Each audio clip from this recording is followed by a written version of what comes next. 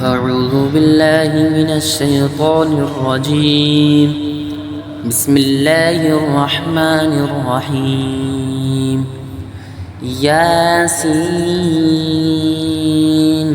والقرآن الحكيم إنك لمن المرسلين على صراط مستقيم تنزيل العزيز الرحيم لتنذر قوما ما أنذر آباؤهم فهم غافلون لقد حق القول على أكثرهم فهم لا يؤمنون إنا جعلنا في أعناقهم أغلالا فهي إلى الأذقان فهم مقمحون وجعلنا من بين أيديهم سدا ومن خلفهم سدا فأغشيناهم فهم لا يبصرون وسواء عليهم أأنذرتهم أم لم تنذرهم لا يؤمنون إنما تنذر من اتبع الذكر وخشي الرحمن بالغيب فبشره بمغفرة وأجر كريم إنا نحن نحيي الموتى ونكتب ما قدموا وآثارهم وكل شيء أحصيناه في إمام مبين واضرب لهم مثلا أصحاب القرية إذ جاءها المرسلون إذ أرسلنا إليهم اثنين فكذبوهما فعززنا بثالث فقالوا إنا إليكم مرسلون قالوا ما أنتم إلا بشر مثلنا وما أنزل الرحمن من شيء إن أنتم إلا تكذبون قالوا ربنا يعلم إنا إليكم لمرسلون وما علينا إلا البلاغ المبين قالوا إنا تطيرنا بكم لئن لم تنتهوا لنرجمنكم وليمسنكم منا عذاب أليم قالوا طائركم معكم أئن ذكرتم بل أنتم قوم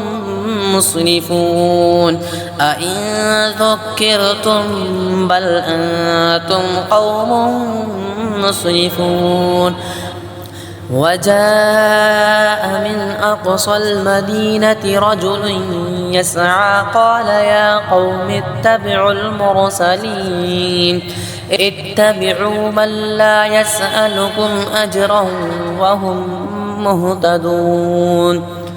وما لي لا أعبد الذي فطرني وإليه ترجعون أأتخذ من دونه آلهة إن يردني الرحمن بضر لا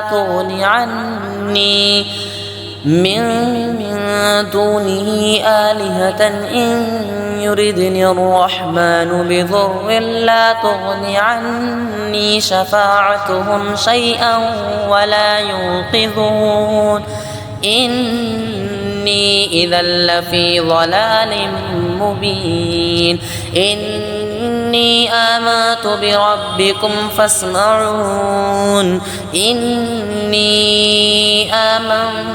بربكم فاسمعون قيل ادخل الجنة قال يا ليت قومي يعلمون بما غفر لي ربي وجعلني من المكرمين وما أنزلنا على قومه من بعده من جود من السماء وما كنا منزلين إن كانت إلا صيحة واحدة فإذا هم خامدون يا حسرة على العباد ما يأتيهم من رسول إلا كانوا به يستهزئون ألم يروا كم أهلكنا قبلهم من القرون أنهم إليهم لا يرجعون وإن كل لما جميع لدينا محضرون وآية لهم الأرض الميتة أحييناها وأخرجنا منها حبا فمنه يأكلون وجعلنا فيها جنات من نخيل وأعناب وفجرنا فيها من العيون ليأكلوا من ثمره وما عملته أيديهم أفلا يشكرون سبحان الذي خلق الأزواج كلها مما تنبت الأرض ومن أنفسهم ومما لا يعلمون وآية لهم الليل نسلخ منه النهار فإذا هم مظلمون والشمس تجري لمستقر لها ذلك تقدير العزيز العليم والقمر قدرناه منازل حتى عاد كالعرجون القديم لا الشمس ينبغي لها أن تدرك القمر ولا الليل سابق النهار وكل في فلك يسبحون وآية لهم أنا حملنا ذريتهم في الفلك المشحون وخلقنا لهم من مثله ما يركبون وإن نشأ نغرقهم فلا صريخ لهم ولا هم ينقذون إلا رحمة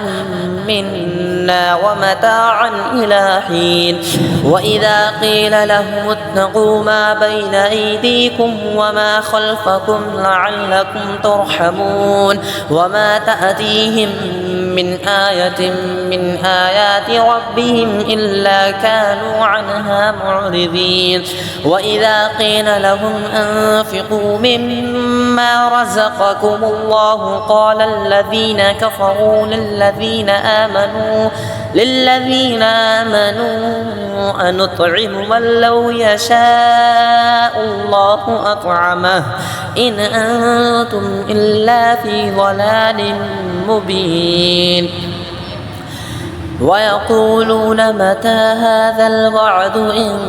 كنتم صادقين ما ينظرون إلا صيحة واحدة تأخذهم وهم يخصمون فلا يستطيعون توصية ولا إلى